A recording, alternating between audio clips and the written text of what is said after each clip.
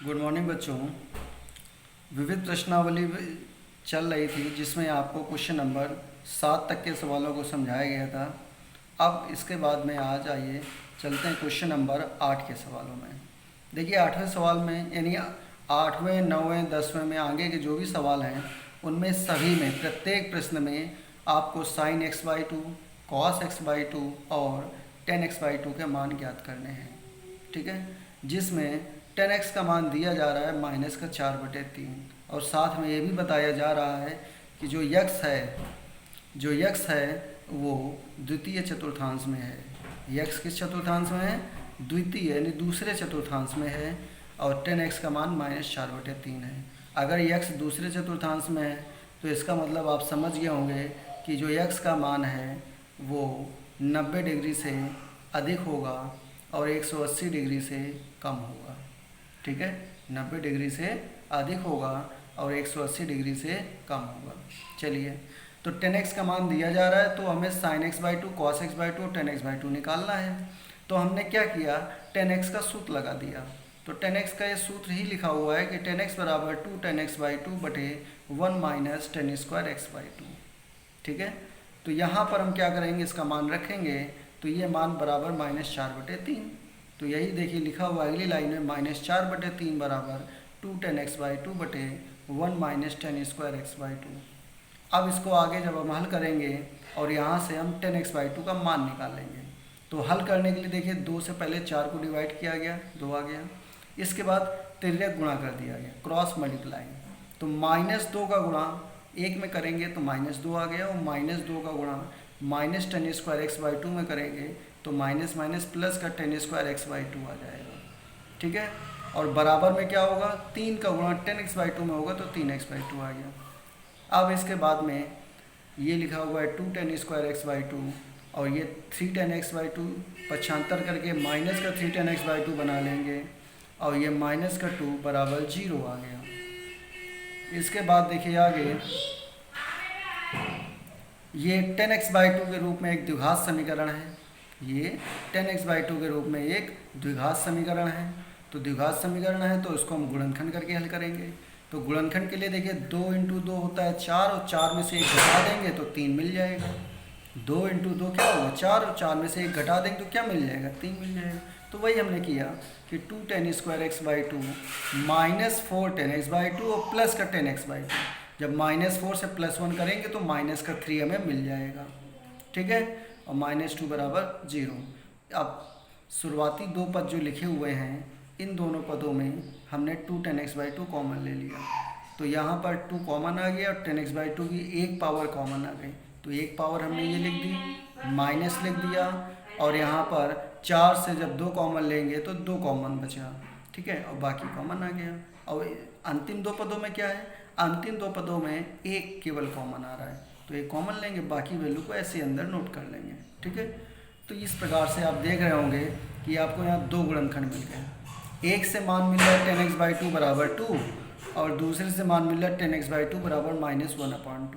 कौन कौन से 2 मान मिल गए, टेन एक्स बाई टू बराबर 2 मिल गया और दूसरा मिल गया टेन एक्स बाई टू बराबर -1/2। 2 मान मिल गए आपको। अब हम यहाँ पर ये देखेंगे कि हमें कौन सा मान यहाँ पर लेना है। तो उसके लिए हम फिर से स्टार्टिंग में आ जाएंगे जहाँ पर हमें ये पता था कि यक्स किस चतुर्थांश में है। तो वहाँ पर ये बताया गया था कि यक्स दूसरे चतुर्थांश में है और अगर यक्स दूसरे चतुर्थांश में इसका मतलब यक्स का मान π/2 से बड़ा होगा और पाई से छोटा होगा। तो ये तो यक्स की कहानी हो गई। यहाँ जो वैल्यू निकल गई वो है यक्स बाई टू। तो जब यक्स का मान इन दोनों मानों के बीच में है तो यक्स बाई टू का मान किन मानों के बीच में होगा। तो उसके लिए हम क्या करेंगे, 2 से भाग दे देंगे, 2 से भाग दे देंगे।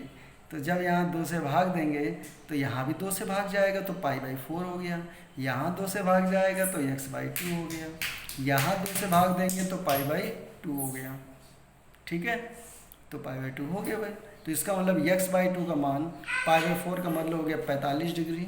π/4 का मतलब कितना हो गया 45 डिग्री और इसके बाद में π/2 का मतलब हो गया 90 डिग्री। इसका मतलब ये हुआ कि x/2 का जो मान होगा वो 45 डिग्री से अधिक और 90 डिग्री से कम होगा। और 45 से 90 डिग्री के बीच कोई भी कोण हो वो हमेशा प्रथम यानी पहले चतुर्थांश में होता है। इसका मतलब कि जब यक्स दूसरे चतुर्थांश में होगा उस समय जो यक्स बाई 2 है वो पहले चतुर्थांश में होगा। और पहले चतुर्थांश में ध्यान दीजिए ए एस टी सी मतलब ए मतलब ऑल पॉजिटिव, मतलब सारे कोणों का मान धनात्मक होता है।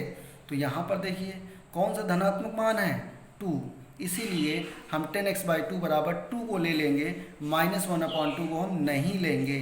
वो नहीं लेने का रीज़न सिर्फ यही है कि x/2 पहले चतुर्थांश में होगा, यानी 45 डिग्री और 90 डिग्री के बीच के कोण होंगे जो कि पहले चतुर्थांश में होते हैं। इसलिए 10x/2 बराबर हम क्या लेंगे 2 ले लेंगे।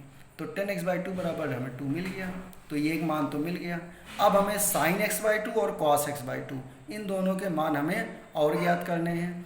तो इन मानों को ज्ञात करने के लिए हम त्रिभुज का सहारा ले लेंगे, जिसमें हमने x/2 को एक लिखने के सुविधा के दृष्टिकोण से हमने केवल थीटा लिख दिया।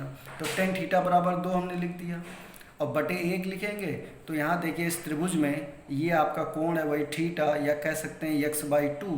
तो इसके अकॉर्डिंग ये लंब हो गया और ये आधार हो गया। तो लंब का मान 2 है और आधार का मान 1 है। अब हम लंब व आधार पता चल गया, अब हम कर्ण का मान ज्ञात करेंगे। तो पाइथागोरस प्रमेय का प्रयोग करके हम कर्ण का मान निकाल सकते हैं। तो देखिए इस पाइथागोरस प्रमेय के आधार पे कर्ण का मान आ जाएगा √5। कितना आ जाएगा √5। तो हमें जब तीनों भुजाएं पता चल गई तो फिर हम साइन का फार्मूला लगाएंगे। साइन थीटा बराबर होता है लंब बटे कर्ण। तो इसके अनुसार लंब है AB और कर्ण है AC। तो लंब बटे कर्ण ये हो गया। तो लंब कितना है 2 है, कर्ण कितना है कर्ण है ये AC मतलब √5। तो 2 बटे √5 मान आपको मिल गया। इसमें हर का परिमेयकरण कर लेंगे। तो √5 से गुणा, √5 से भाग। तो 2 √5 ऊपर आ गया और बटे में कितना आ गया 5 आ गया। आगे बात समझ में। तो sin x/2 का मान आ गया 2√5/5। अब बचता है cos का मान। तो cos थीटा बराबर होता है आधार बटे कर्ण। तो आधार क्या है BC और कर्ण है AC। तो BC का मान क्या है 1 लिख दिया। AC का मान ये निकाला है √5। अब इसमें भी परिमेयकरण कर देंगे तो √5/5 आ गया। इसका मतलब cos x/2 का मान आ गया √5/5। इस तरीके से ये आपका sin x/2 आ गया, ये cos x/2 आ गया और पहले ही आपका निकाला जा चुका है 10x/2। तो इस तरीके से आप ये क्वेश्चन जो है कंप्लीट करेंगे। ठीक है। अब इसके बाद एक क्वेश्चन और इसी में समझ लीजिए। जैसे क्वेश्चन नंबर 9 है, वो दिया जा रहा है cos x बराबर दिया जा रहा है, cos x बराबर दिया जा रहा है -1/3। और ये कहा जा रहा है कि जो यक्स है वो तीसरे चतुर्थांश में है। तीसरे चतुर्थांश का मतलब है कि जो यक्स का मान है वो पाई से यानी 180 अंश से बड़ा होगा और 3π/2 से मतलब 270 अंश से छोटा होगा। ठीक है। तो cos x का फार्मूला लगा दिया 2 cos² x/2 -1 बराबर -1/3। -1 को इधर ले आए तो +1 हो गया, वो एलसीएम ले लिया। एलसीएम लेके हल करेंगे तो इसका मान 2/3 आएगा। और इधर क्या चल रहा है, इधर चल रहा है 2 cos² x/2। 2 से 2 क्या हो गया कैंसिल, तो आ गया cos² x/2 बराबर 1/3। तो cos² x/2 बराबर 1/3। तो फिर cos x/2 बराबर स्क्वायर इधर ले आएंगे, वर्गमूल निकालेंगे तो ये +-1/√3, यानी 2 मान फिर से मिल गए। cos x/2 बराबर 1/√3 और cos x/2 बराबर -1/√3। अब प्लस वाला मान लेना है कि माइनस वाला मान लेना है, फिर से वही देखिए। तो इसको समझिए, चूँकि x तीसरे चतुर्थांश में है, इसका मतलब x का मान 180 अंश से बड़ा होगा और 270 अंश से छोटा होगा। तो ये तो x की कहानी हो गई। तो फिर x/2 की कहानी क्या होगी, तो देखिए हम 2 से भाग देंगे तो यहाँ 2 से भाग देंगे तो π/2 आ गया, यहाँ 2 से भाग देंगे तो x/2 बन गया, यहाँ 2 से भाग देंगे तो 3π/4 बन गया। तो π/2 को बोलते हैं 90 अंश और 3π/4 को बोलते हैं 135 अंश। तो यानी x/2 का जो मान होगा वो 90 अंश से अधिक होगा और 135 अंश से कम होगा। और 90 अंश से अधिक और 135 अंश से कम के जितने भी मान होते हैं वो दूसरे चतुर्थांश में जाते हैं। ठीक है। दूसरे चतुर्थांश में वैसे तो 90 से 180 के बीच होते हैं, लेकिन यहाँ पर 135 के बीच के भी मान भी किस में जाएंगे, वो भी दूसरे में ही जाएंगे। ठीक है।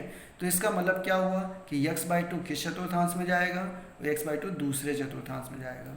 और दूसरे चतुर्थांश में क्या होता है, ASTC दूसरे चतुर्थांश में होता है यस, मतलब साइन और कॉसेक प्लस होंगे, क्या होंगे, प्लस होंगे, और सारे मान माइनस होंगे। तो यहाँ तो cos x/2 की बात है, तो cos क्या होगा, cos माइनस होगा। तो इसका मतलब cos x/2 की क्या वैल्यू आ गई, इसकी वैल्यू आ गई -1/√3। ठीक है।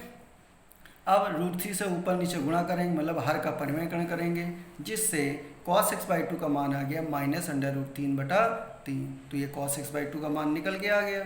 तो ये आ गया आपका cos x/2 का मान। अब क्या निकालने को बचा है, sin x/2 और tan x/2। तो sin x/2 के लिए देखिए क्या करेंगे, उसके लिए आप फार्मूला पढ़ चुके हैं, sin² θ प्लस cos² θ बराबर 1। यहाँ से sin² θ बराबर 1 माइनस cos² θ, या फिर sin θ बराबर √1 माइनस cos² θ। यहाँ थीटा का मान x/2 रख दीजिए, तो क्या बनेगा, sin x/2 बराबर बनेगा √1 माइनस cos² x/2। तो cos x/2 का ये जो मान है इसको यहाँ लिखेंगे, ठीक है, और इसमें एलसीएम लेके हल कर लेंगे, तो √2/√3 आएगा। हर का परिमेयकरण करेंगे तो sin x/2 का मान आ गया √6/3। ठीक है, ये किसका मान आ गया, sin x/2 का मान आ गया। अब इसी तरह से tan x/2 का मान निकालेंगे, तो tan x/2 होता है sin x/2 बटे cos x/2। तो हमने sin x/2 का मान रखा और बटे में cos x/2 का मान रखा और उसको हल कर लिया, तो 3 से 3 कैंसिल, √6/3, 3 से इसको कैंसिल करेंगे तो माइनस का √2। तो इस तरीके से ये आ जाएगा tan x/2 का मान -√2। ठीक है। तो इस तरीके से आपको ये एक्सरसाइज कंप्लीट करनी है, और इस एक्सरसाइज के कंप्लीट होने के साथ ही साथ आपको ये जो पूरा चैप्टर है इसको भी कंप्लीट करना है। ठीक है। अब आप इस चैप्टर से संबंधित कोई भी समस्या होगी तो आप मुझे या तो व्हाट्सएप करिए या तो कमेंट पे करिए। बाकी कल से आपको फिर नया चैप्टर स्टार्ट किया जाएगा। ठीक है, धन्यवाद।